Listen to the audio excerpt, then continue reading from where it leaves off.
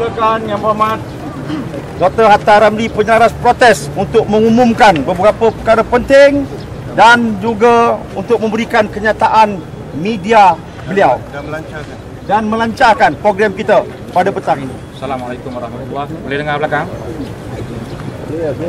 Assalamualaikum warahmatullahi wabarakatuh. Waalaikumsalam. Salam sejahtera.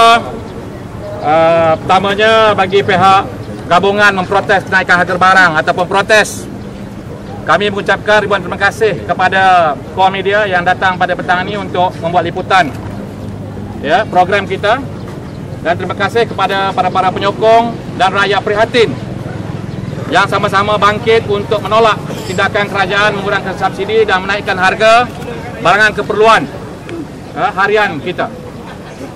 Seperti yang kita sebut, protes adalah gabungan parti-parti politik, Pakatan Rakyat bersama dengan PSM, Parti Sosialis Malaysia, dan badan-badan bukan kerajaan ataupun NGO yang terdiri daripada badan-badan prihatin seperti Kesatuan Sekerja, Hak Asasi Manusia, badan-badan pelajar, badan-badan Islam, dan beberapa kumpulan-kumpulan prihatin yang lain.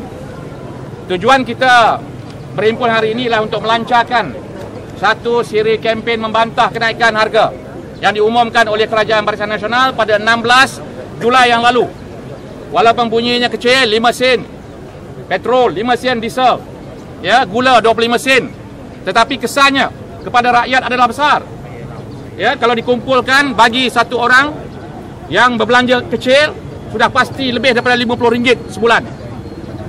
Kalau gaji mereka 700, artinya mereka akan memerlukan lebih wang untuk menampung kehidupan biasa mereka kerana kenaikan ini.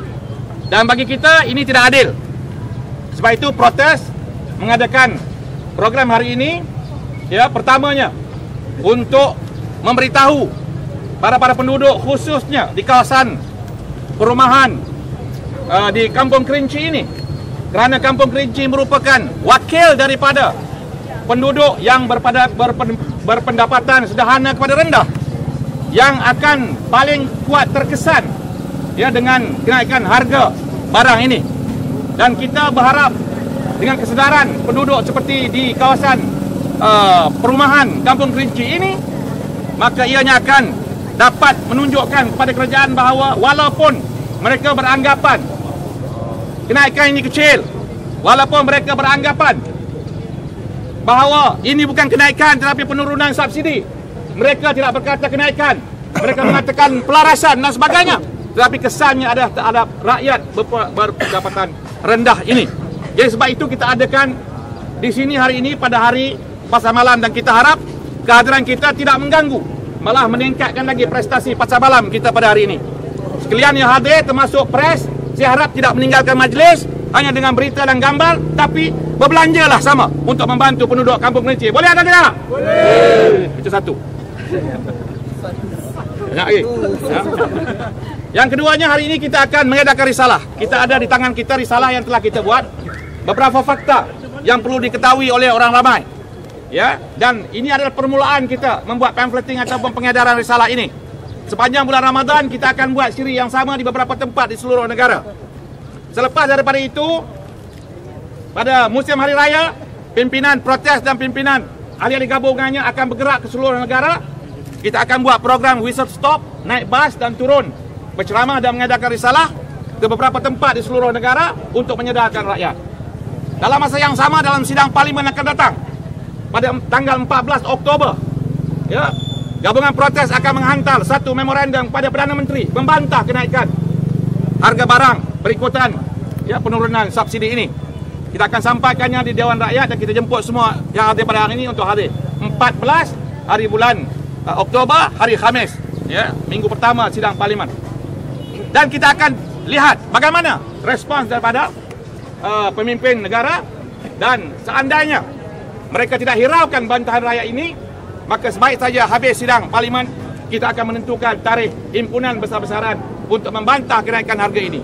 Himpunan ini akan diadakan di tempat yang akan kita maklumkan kemudian daripada itu, di Kuala Lumpur, insya-Allah, sebagai satu himpunan besar-besaran membantah kenaikan harga ini. Jadi itu yang akan kita laksanakan. Jadi kita harap hari ini himpunan kita berjalan dengan baik, kita bertemu dengan rakyat, kita edarkan, dan insyaAllah kita akan susul lagi di tempat-tempat yang lain, dan media akan dimaklumkan dari semasa ke semasa perkembangan dan juga expectation kita dalam kempen untuk membantah kenaikan harga ini.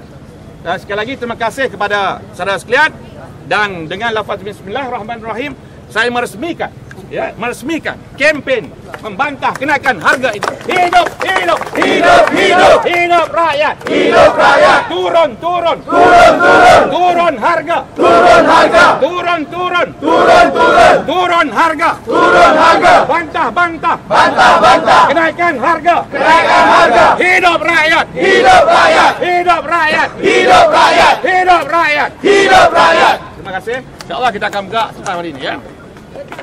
Ya. Ahli Parlimen Batu Saudara Tin Chua. Silakan. Terima kasih kepada saudara-saudara dari media, juga teman-teman seperjuangan.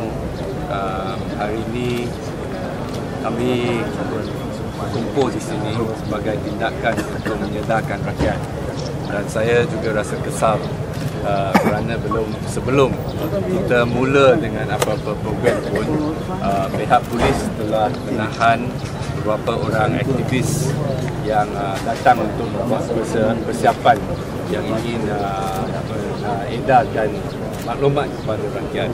Saya agak yang bukan saja kita bantah kepada satu tindakan yang zalim dalam mengenai ekonomi dan kenaikan harga minyak ini menjadi beban kepada rakyat. Yang juga lebih serius lagi ialah rakyat tidak dibenarkan ruang untuk bersuara. Sungguh pun mereka menghadapi kesengsaraan, menghadapi tekanan hidup dan pelbagai tekanan ekonomi, tetapi hak demokrasi untuk bantah, untuk membawa suara-suara ini juga disekat. Ini satu-satu perkara yang sangat serius. Kerajaan yang tidak rasa secure, yang rasa sentiasa takut kepada rakyat ini bukan satu kerajaan yang akan bertahan lama.